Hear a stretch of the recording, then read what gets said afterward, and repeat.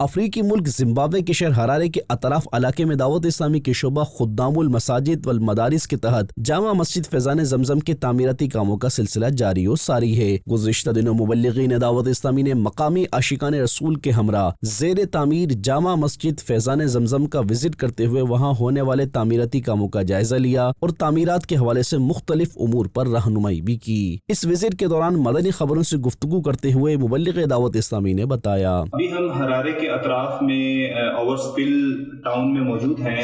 یہاں الحمدللہ جامعۃ المدینہ مدرسۃ المدینہ کی بلڈنگ میں ابھی ہم کھڑے ہیں۔ ہماری یہ تعمیرات کا سلسلہ جاری ہے اور تقریباً 70-80% ہم نے اس کو کمپلیٹ کر لیا ہے، اور یہاں انشاءاللہ یہاں سے مقامی حافظ بھی بنیں گے، عالم بھی بنیں گے، اور یہاں سے سیکھ کر یہ دنیا بھر میں افریقہ میں سنتوں کی تبلیغ کے لیے سفر کریں گے۔ اللہ کرم ایسا کرے تجھ پہ جہاں میں، اے دعوت اسلامی تیری دھوم مچی ہو۔ دوسری جانب ہرارے سٹی میں دعوت اسلامی کے تحت قائم مدرسۃ المدینہ کی برانچ میں طلبہ کرام کے درمیان نیکی کی دعوت کا سلسلہ ہوا، جس میں ان کی مختلف مسائل کے حوالے سے رہنمائی کی گئی اور بچوں کو درود پاک کا ورد کر کے برکتیں حاصل کرنے کا ذہن بھی دیا گیا۔ اس موقع پر مبلغ دعوت اسلامی کا مدنی خبروں سے گفتگو کرتے ہوئے کہنا تھا، اللہ کے کرم سے یہاں بھی قرآن پاک حفظ کرنے، ناظرہ پڑھنے، مدنی قاعدے کی تربیت کی سلسلہ جاری ہے۔ ابھی بھی ہم نے مسائل کے اوپر مدنی حلقہ لگایا۔